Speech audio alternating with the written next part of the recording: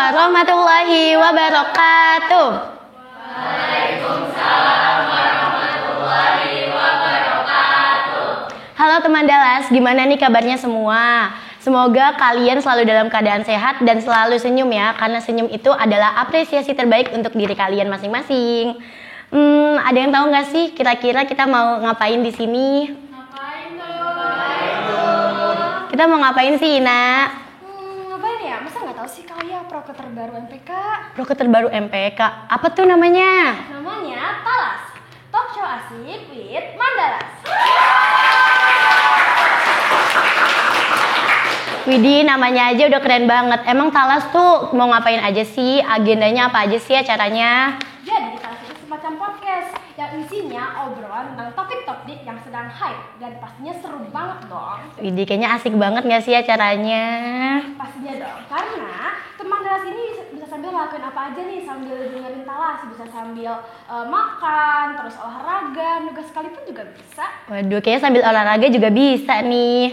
Eits, kayaknya kita udah kebanyakan ngomong nih sampai lupa perkenalin diri kita. Halo semuanya, aku Alia Acintiara dan partner aku Ina Zaratul Aini. Kami yang akan menemani teman Dalas beberapa menit ke depan. Jangan bosan-bosan ya teman Dalas, karena kita berdua bukan kayak hubungan kamu sama someone itu loh. Aduh kalian ngomongin someone, kayaknya kebanyakan kepikiran gak sih kalau kita ngomongin someone gitu? Aduh, kalau kepikiran tuh biasanya berhubungan sama Gen Z nih. Tuh, kebanyakan mikir kayak repot banget. Keren sih mikir kayak orang sibuk, cuma mikirnya apa dulu tuh? Apa ya kira-kira yang dipikirin sama para Gen Z itu? Aduh. By the way, Ina, kita emang cuman berdua doang ya? Enggak dong, kita kan cuma berdua. Kita bakal ditemenin sama narasumber yang udah ahli banget sama topik yang akan kita bawakan.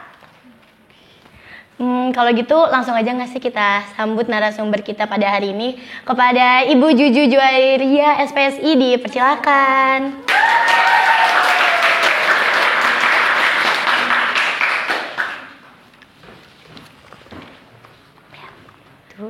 Assalamualaikum Ibu. Kayaknya teman Dalas sudah pada kenal belum sama beliau? Ayo, udah pada kenal belum teman Dalas? Kayaknya masih ada beberapa nih yang belum kenal. Kalau begitu kepada Ibu Juju boleh dipersilakan untuk memperkenalkan dirinya. Ya baik, terima kasih. Ibu adalah guru bimbingan konseling dan latar belakang pendidikan Ibu psikologi. Ibu Juju Julia. Jadi bagi yang belum tahu teman Dalas, bahwa Bu Juju ini adalah guru bimbingan konseling kelas 10 ya Bu, di Man 18 Jakarta sekarang. Kayaknya tadi Ina sempat bilang kalau kita udah bersama narasumber yang udah ahli banget sama topik pembicaraannya. Emang topik pembicaraan hari ini tuh apa sih, Ina? Jadi topik pembicaraan Dalas pada episode pertama ini adalah tentang mental Gen Z. Jadi kan Gen Z itu sekarang tuh kayak penting banget ya namanya ngejaga mental, apalagi sekarang itu udah zamannya teknologi. Pasti banyak banget dong tekanannya, mulai dari yang namanya pendidikan, karir, atau pertemanan mungkin juga bisa.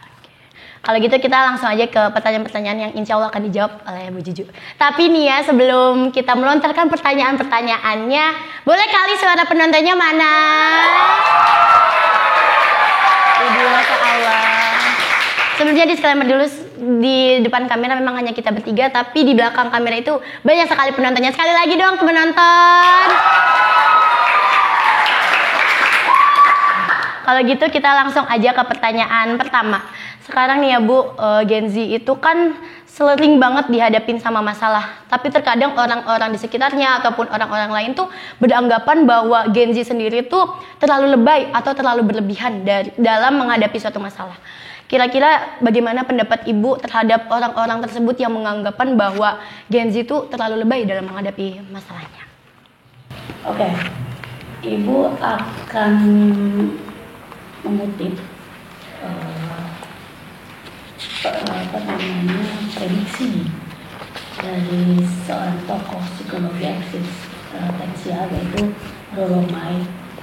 Beliau memprediksi bahwa satu masa anak muda kita akan bertemu pada era di mana mereka itu mendapatkan banyak sekali kemudahan sampai berakibat mereka itu tidak wondering terhadap keindahan alam, misteri alam, bahkan sulit sekali memahami dirinya, sampai kesulitan bertanya apa yang menjadi kebutuhan dirinya. Dan mereka semua dibantu dengan kemajuan teknologi sehingga menghasilkan atau membuat atau dampak psikologinya adalah mengalami kegelisahan yang luar biasa, seperti itu. Jadi mereka kehilangan minat terhadap tentang alam, tentang sains gitu kan, lebih fokus kepada dunia eksternal yang mereka sudah mendapatkan secara instan dari kemajuan teknologi. Dan ternyata kita lihat pada sekarang ini betapa relevannya prediksi Rollo May pada tahun 60-an, dan itu terjadi di kita sekarang. Jadi menurut Rollo May itu generasi muda akan datang di masa dia akan mengalami kegelisahan yang luar biasa karena efek dari instan mendapat informasi yang mudah, apa-apa yang mudah, sehingga mereka mengalami dampak seperti itu. Oke. Kembali ke pertanyaan tadi, kenapa kalau ya banyak orang yang menganggap bahwa Gen Z itu berlebihan dalam hal emosi ya, misalnya kesedihannya seperti seolah-olah dilebih-lebihkan gitu. Gini loh, itu adanya perbedaan dari pemahaman bagaimana kemajuan teknologi berakibatnya luar biasa pada psikologis Gen Z ini. Tapi orang tua atau lingkungan atau keluarga yang mungkin berada pada masa yang terdahulu itu tidak kurang memahami bagaimana serba cepatnya sekarang ini yang terjadi, seperti itu. Baik, jadi selain teknologi itu sangat berpengaruh pada Gen Z sekarang, terus lingkungan keluarga juga berpengaruh ya Ibu. Kita lanjut ke pertanyaan kedua nih. Terus Bu, kalau Ibu sempat ngomong kalau misalkan di era kayak gini tuh kasih kemudahan gitu kan. Terus kan banyak nih Bu, sebelumnya ada gen-gen terdahulu kayak Gen O, terus Gen milenial, Z kayak kita sekarang ini Gen milenial, terus sekarang juga ada Gen Alpha. Kalau dari kondisi sekarang, dilihat apakah Gen Z itu mampu untuk bersaing dengan Gen milenial seperti itu? Kalau bicara mampu, menurut saya ya itu sangat mampu, karena setiap zaman yang sudah dihadirkan itu memiliki kemajuannya sendiri-sendiri, kemampuannya sendiri-sendiri, dan memiliki keahliannya sendiri-sendiri. Tinggal bagaimana pemilik zaman dari masing-masing itu mampu memahami kemajuan teknologi yang sudah disediakan. Baik, berarti sebenarnya masing-masing gen tuh punya kesempatan ya Bu untuk menjadi lebih baik, saling menjadi berbuat lebih baik lagi. Oke. Next pertanyaan. Sekarang kan Gen Z ini banyak banget ya Bu yang overthinking berlebihan lah, mungkin kayak tentang omongan-omongan orang lain lah, mungkin kayak ih kok sekarang gendutan ya, terus ntar dikit-dikit kayak oh iya apa gua gendutan ya sekarang. Dari Ibu sendiri gimana sih Bu pendapat Ibu mengenai Gen Z itu yang overthinkingnya tuh terlalu berlebihan, ketakutan berlebihan, cemasnya pun juga berlebihan? Oke.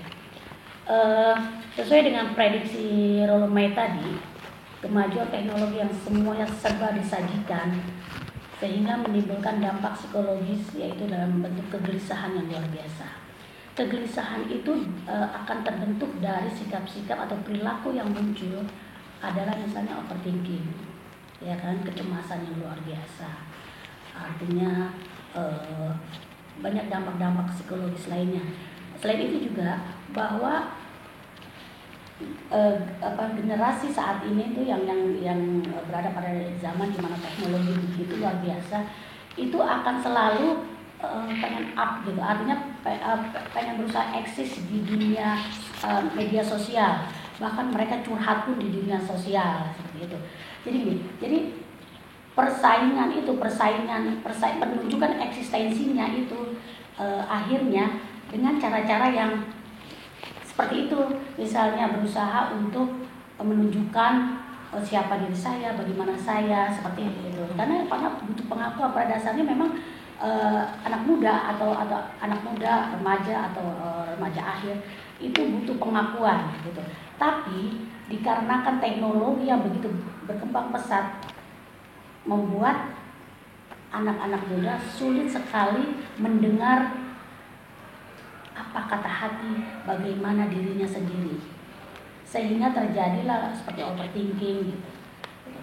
Dan mereka generasi muda saat yang dikuasai sama berkembang teknologi pada era teknologi yang berkembang ini, mereka sangat sekali kesulitan untuk misalnya berdekatan dengan keluarga. Itu akan sulit, itu sangat sulit berdekatan dengan keluarga karena mereka dunia eksternalnya begitu menguasai mereka gitu. Padahal ketika dekat dengan keluarga itu adalah nanti akan memberikan dia kontrol gitu, kontrol bagi mengajarkan dia kontrol, karena kan teknologi itu tidak bicara emosi kan, tapi ketika dekat dengan orang tua, dengan keluarga itu akan menumbuhkan artinya perkembangan emosionalnya akan berkembang dengan baik itu dan itu sebabnya kenapa diperlukan keluarga itu memahami betul bahwa kondisi ini sudah serba berbeda, artinya jangan berpijak di dua kaki gitu loh, bahwa kondisi sekarang memang sedang berbeda dan Gen Z itu perlu diberikan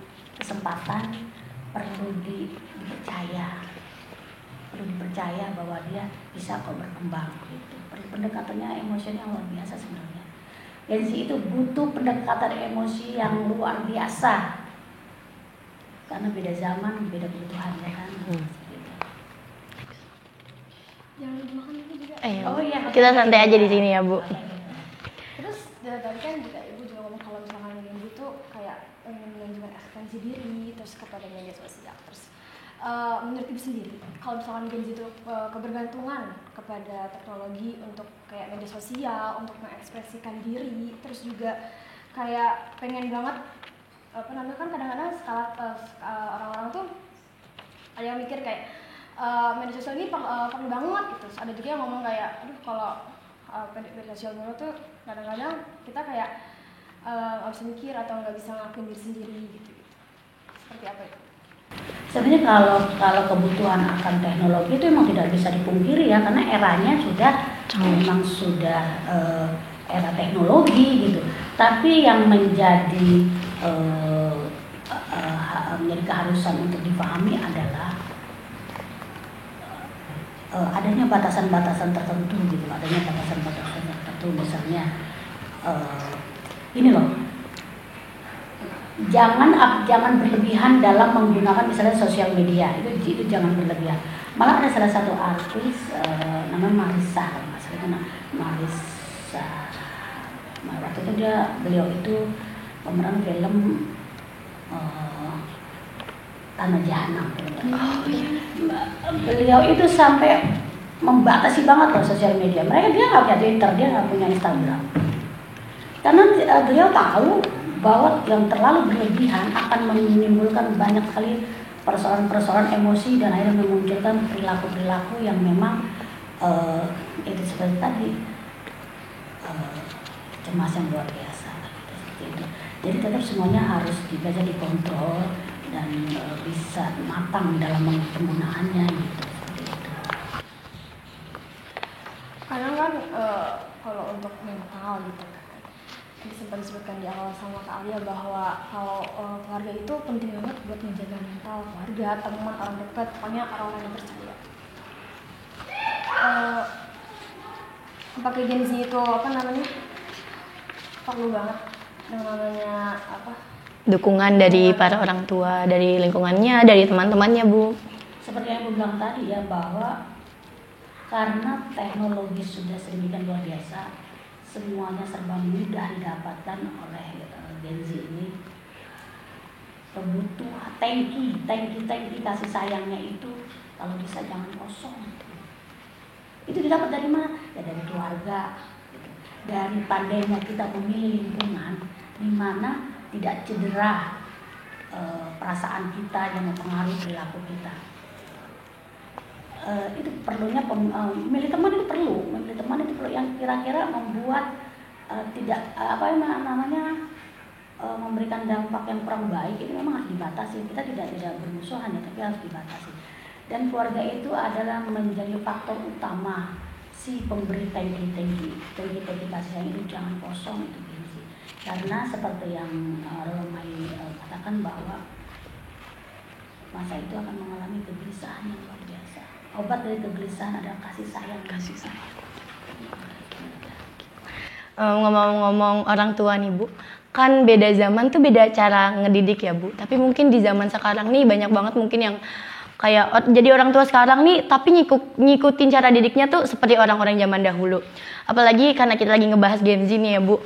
Gen Z kan kalau misalnya ditegur sama orang tua sedikit baru dimarahin kayak pulang jangan malam-malam udah kayak berasa diomelin setahun apa diomelin beberapa jam udah lembek banget lah hatinya. Tapi menurut Ibu sendiri kira-kira cara ngedidik yang benar buat orang tua ke Gen Z yang mentalnya atau perasaannya tuh yang cukup lembut, yang baru diomelin dikit aja tuh mungkin udah sedih gitu, kira-kira kayak gimana sih Bu cara ngedidik orang tua buat Gen Z sekarang? Sebenarnya dulu dan sekarang itu nggak terlalu banyak berbeda yang bagaimana ya. Cuma sekarang lebih ditekankan pada caranya. Misalnya seperti yang tadi aku bilang ya bahwa dibilang jangan pulang malam-malam itu langsung kayak gimana. Jadi gini, ketika menyampaikan itu jangan ketika anak mau pergi. Jadi kita pulang, kamu seru banget ya semalam, sampai pulangnya malam banget loh. Jadi tidak dalam bentuk, tapi sekarang pulang jangan malam-malam, tidak dalam bentuk kalimat seperti itu. Caranya aja sih caranya. Jadi begitu anak pulang, dari tahunnya, kamu seru banget ya. Kamu siapa sih gitu. Jadi sesantai mungkin berusaha masuk ke dunianya. Emang orang tuh jujur aja dengan informasi tentang mohon maaf tentang kejadian kriminal sedemikian rupa yang kita nyaris sekali sampai di luar logika kita gitu ya untuk berpikir kejadian-kejadian itu kok seperti itu banget, jadi menimbulkan kekhawatiran orang tua yang luar biasa. Jadi mungkin karena kekhawatiran yang sedemikian rupa, jadilah reaksi ketika melarang seperti itu. Karena memang faktanya kondisinya seperti itu, gitu. Kejadiannya udah luar biasa sekarang ini, kejahatan kriminal dari macam-macam lah, pelecehan seksual, dan segala macam itu udah luar biasa. Jadi sebenarnya dari sisi kita bisa memaklumi ya betapa mereka sangat khawatir sehingga agak khawatir itu menimbulkan jadi larangannya sampai semua rupa yang membuat Gen Z nggak apa sih gitu kan. Untuk kembali lagi semuanya sebenarnya ada caranya, ada cara. Jadi sebaiknya memang kasih tahunya itu tidak ketika anak berangkat, tapi lebih kepada misalnya diajak ngobrol baik-baik, terus ngobrol yang seru gitu. Karena begitu maunya ternyata nggak bisa setiap apa seperti dulu. Beda. Karena tankinya itu, karena dunia luarnya itu begitu banyak yang luar biasa tentang bagaimana ini loh, sekolah informasi apapun mereka masuk. Tapi jangan lupa bahwa teknologi tidak bisa memberikan kebutuhan emosional gitu. Terima kasih sayang. Berarti lebih baik orang tua tuh menegurnya tuh dengan cara baik-baik. Kita yang coba masuk ke dunia para Gen Z ini ya Bu. Next dari Ibu sendiri, ada nggak sih Bu tips atau solusi praktis buat para Gen Z ini menjaga kesehatan mental mereka di tengah kehidupan yang penuh cepat, terus ketika kehidupan tuh pada menyerang si Gen Z ini penuh dengan tekanan seperti yang dibilang, tekanan di media sosial, tekanan di pendidikan maupun di karir. Gimana sih kira-kira ada solusinya? Lebih bijaksana dalam penggunaan media sosial. Dari sosial media akan kita mudah sekali dipengaruhi oleh berita-berita hoax gitu, karena kan terus-terusan informasi yang kita lihat terus seperti itu akan membentuk akan mengubah cara berpikir kita loh. Kalau kita melihat informasi yang mungkin maaf agak kurang baik, kurang pas, malah cenderung berakibat buruk, itu betul-betul akan mempengaruhi pola pikir kita dan akan membentuk satu perilaku seperti apa yang sudah kita lihat, karena terus-menerus akan membentuk nanti habit seperti itu. Caranya adalah harus bijaksana dalam menggunakan sosial media seperti itu, karena luar biasa banget kan. Betul. Karena luar biasa banget. Kalau mulai ibu pernah minta Alhamdulillah menjadi salah satu narasumber di salah satu SD. Itu salah satu pengurusnya bilang bahwa ibu minta tolong bu, saya parenting gitu kan, karena kejadiannya luar biasa. Jadi ada anak yang menyayat-nyayat, saya paham gini, dan itu divideoin sama temen dia, videoin dan itu dibagi ke teman-temannya. Di situ captionnya tulis, kalau lu pengen masalah lu selesai lu begini aja, anak SD. Jadi harus cepat. Jadi orang tua, istri ibu bilang tadi, teknologi canggih tapi masih sedang memberikan kasih sayang. Orang harus penuh itu tangki-tangkinya, harus tahu bagaimana cara menghadapi generasi yang saat ini. Nggak bisa kayak dulu dimarahin, nggak bisa. Pelarian mereka itu cukup mengasihkan, yaitu media sosial. Pelarian mereka itu sangat mengasihkan dan seru. Jadi mereka pelariannya dari situ, kalau kita tangki-tangki kan kosong. Jadi yang penting adalah bagaimana dukungan dan support orang tua. Dan kita juga belajar memahami bahwa memang ada jauh berbeda pola asuh antara orang tua dan kita. Berusaha untuk berdialog dengan orang tua. Sebenarnya gini, setiap zaman itu kan punya gini loh, setiap zaman itu Allah sudah menyiapkan perangkatnya. Misalnya, ini kan kondisi ini zaman seperti ini. Mohon maaf dengan kejadian-kejadian yang tindakan kriminal kejahatan dan sedemikian rupa gitu kan, terus dengan teknologi yang sedemikian maju gitu. Tapi ingat, Allah menyediakan perangkat. Salah satu perangkat yang sudah Allah sediakan adalah satunya dari sekian banyak perangkat yang sudah Allah sediakan adalah itu bagaimana itu parenting di media sosial itu kan banyak banget. Entah itu jutaan, bagaimana cara menjadi orang tua yang baik. Itu berseliweran kan tentang parenting, tidak kan, di media sosial. Artinya Allah memberikan kita perangkat. Ini loh, nanti akan ketemu zaman dengan kondisi yang bla bla bla bla, dan ini disediakan begini-begini. Jadi sudah seimbang, cuman kembali lagi pada kemauan kita untuk bisa enggak dinamis mengikuti perubahan zaman. Karena kita itu memang harus dinamis, nggak bisa statis gitu. Karena hidup itu memang seperti itu, dan memang setiap zaman sudah Allah sediakan perangkatnya. Jadi kan kita diminta untuk dinamis, begini, ini kayak gini disediakan ya ininya. Gitu. Karena pada pertemuan orang tua ya, parenting di sekolah di sini, ibu menyatakan itu. Tenang bu, semuanya sudah disediakan.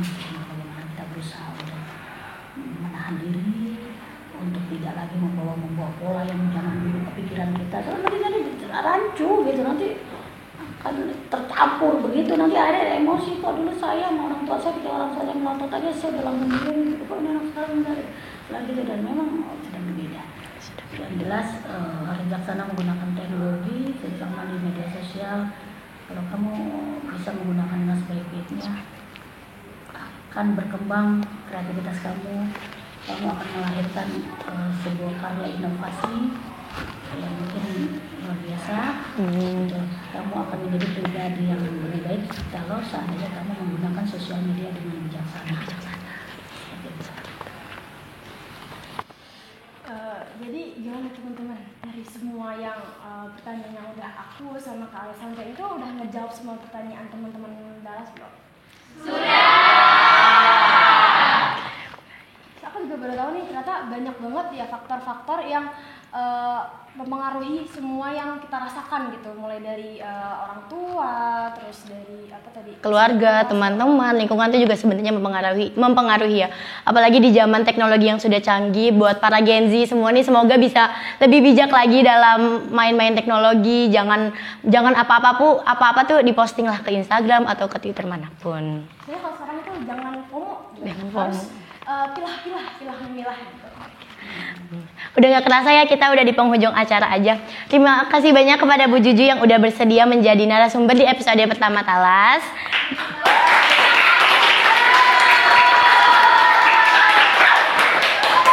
Buat teman Dallas semua, jangan lupa pantengin sosial media OSIS MPK Man 18 Jakarta. Karena pastinya insya Allah Talas ini gak cuma episode 1 doang, akan ada beribu-ribu episode. Amin. Dan pastinya topik-topik yang akan dibawakan akan berbeda dan pasti akan seru gitu. Waktunya saya dan Ina pamit undur diri. Terima kasih kepada teman Dallas yang sudah menemani saya, Ina dan Bu Juju dari awal sampai hingga akhir.